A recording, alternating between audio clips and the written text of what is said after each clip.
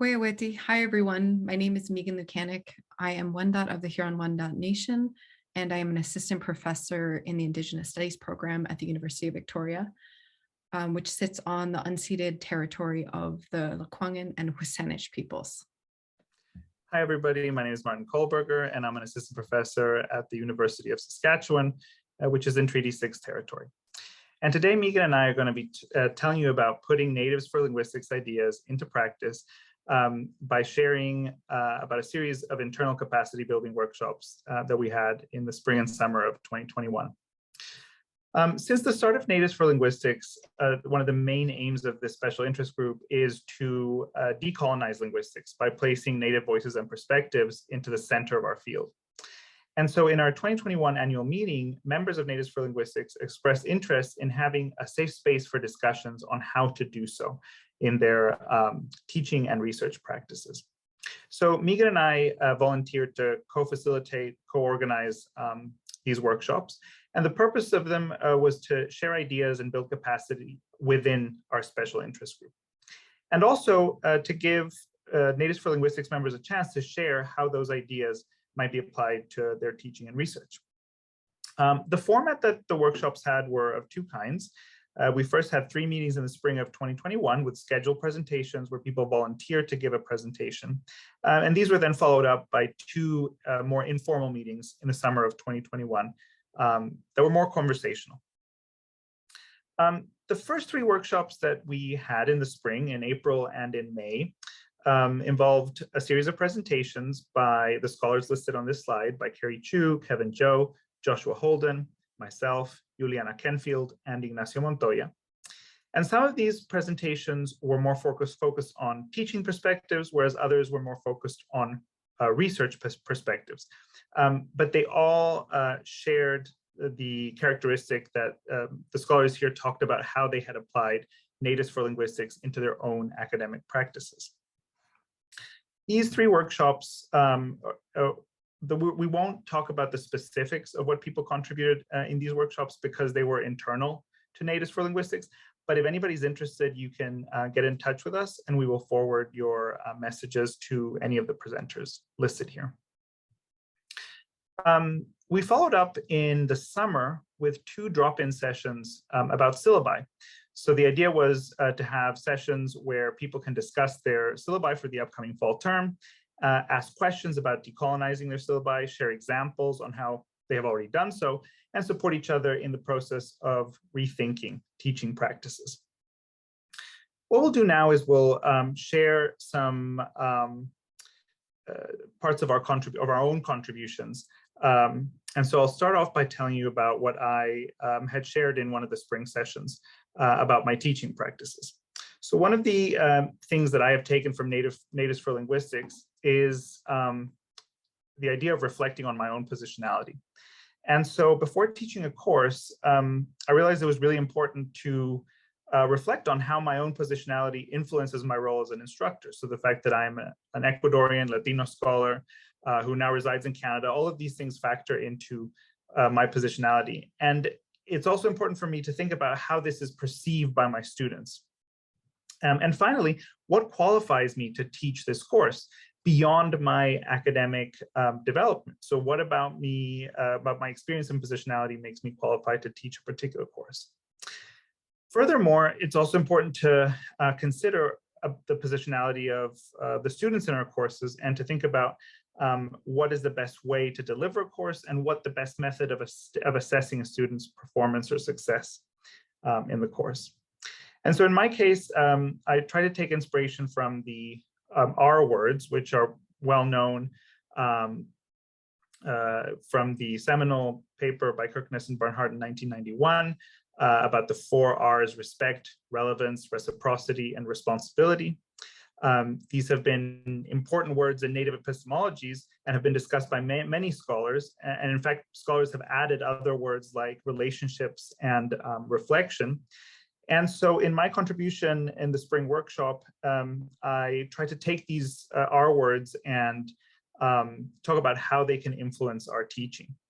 So one of the first questions was, how can I challenge myself? Firstly, by asking myself, am I making incorrect assumptions perhaps about knowledge hierarchies? So the idea that a professor knows more than a grad student, or that a grad student knows more than an undergrad, rather than understanding that we all have different knowledges. Am I recognizing a course as a relationship building exercise? Am I perhaps overemphasizing communication in the written medium? Am I holding students to different standards than myself? Am I allowing students to have agency in deciding how to engage with knowledge? And finally, am I being too restrictive with my course assessment options? So in reflecting upon these things, I decided, it was important for me to remind myself that it is important to respect every stakeholder's knowledge and contribution. That a course is really should have relationships at its center, and so to integrate relationship building exercises into the curriculum, to allow course participants to choose a communication medium that is relevant for them. So, for example, if the written medium is not relevant, then perhaps make options in the oral medium. To be open to discussing and changing expectations, in particular because I felt it was important to give students the possibility to co-design the roadmap for a course. So therefore, if students have agency in designing the roadmap, I should also be flexible in expectations and outcomes. And finally, it was important that I frame assessments in a way that allows my students to reflect on their own development, rather than with regards to my own preconceived ideas of what the outcomes of a course should be. So having shared my own contribution, I will now pass on to Megan, who will tell us about her contribution to these workshops. So, Martin. So I'm going to start with just discussing one of the issues brought up by N4L, by Natives for Linguistics, that is kind of central to some of the themes that we discussed, and that is treating language as an object. And so the Chickasaw scholar, Chickasaw linguist Jenny Davis has talked about linguistic extraction, about defining, analyzing, and representing languages and the people connected to them separately from the complex socio-historical, political, and deeply personal contexts in which they actually occur. And Miami scholar Wes Leonard has also talked about this, about language data isolated from cultural contexts, and about linguists solving things like puzzles. And the fact that once you do the analysis, it fails to acknowledge the people who claim the language, let alone to engage with what the language represents to them. So I take these criticisms seriously, and I think about, in my own work, how do I not reproduce treating language as an object when I'm teaching about language, I'm teaching about linguistics analysis, etc. So how do I teach students about language and linguistic analysis while also training them to understand and acknowledge that language is inextricably tied to identity, to land, to peoplehood, to family and history? To realize and appreciate how hard people are working to create new generations of language users in their communities.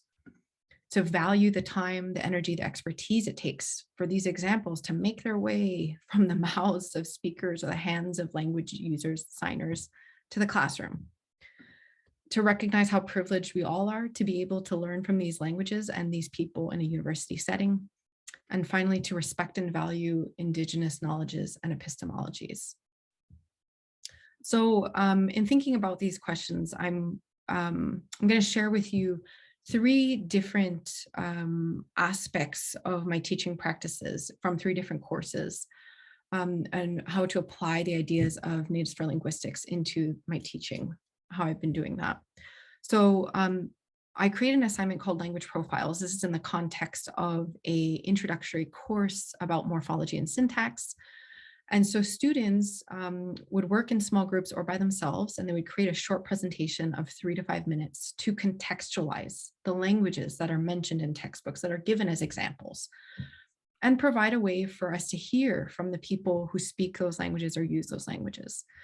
And so students provided a variety of information in those presentations, where the language is spoken, by how many people, an estimate of the language's vitality, about their language reclamation efforts, if there are any, giving us videos, to hear the language being spoken, links to websites or social media about or in the language, etc. And there was really creative contributions made by students, and the presentations were very engaging. I myself held myself up to these similar standards or the same standards as these students. Any language that I provided in an example in class, in lecture, I gave as much information as I could to contextualize that language and not reproduce these examples provided outside of context, divorced from the people who claim these languages. So another example taken from a different type of class, the class that was about language shift, I created an assignment that was just a short reflection about language, and specifically your relationship to language. So the students' relationship to language. So they could answer any or all or several of the following questions. How do you define language? What is your definition of language? How does language affect your daily life? What effect does it have on your worldview? What relationship do you have with your heritage language or languages? Note that I'm using this differently from how it's used in SLA research, that term. Do you speak or use your heritage language or languages? If not, would you like to? Has language shift occurred in your family? If so, why do you think it's happened? How has it affected you? What language would you like future generations to know? What else would you like to say? And this provided a way for students to connect and think about language in a way that they couldn't do by doing linguistic problems, solving linguistic problems, to think about their relationship to language and think about how others may have different or similar relationships to their language. Finally, from a third course, and this was a course on linguistic structure of a particular language family, and in this case, the Iroquoian language family, I designed the course in a way so that there was no way you could separate language reclamation from linguistic structure. So every week, students read about linguistic structure, but they also read, watched, or listened to an article, a video, or a podcast about language reclamation as it occurs in Iroquoian communities. And I did this specifically so that way language reclamation couldn't be just a separate module that we reach at the end of the course, a separate single module of the course, but really was an integral part of discussion every single week, that it couldn't be divorced from linguistic structure. So some recommendations I have for those of you who are looking to find ways to decolonize the ways you're teaching about language and structure and language reclamation. Brainstorm ways to rehumanize the isolated linguistic examples presented in textbooks, exercises, and lectures. Apply for small grants if they're available to help redesign your course. Be open to creative interventions and contributions from students. It's amazing what students will create and contribute when you open the door for them to do so. Invite those students to participate in this process, in the brainstorming process. They often have better ideas than we do. Find opportunities for students to hear directly from Indigenous people about language. If possible, guest speakers are important.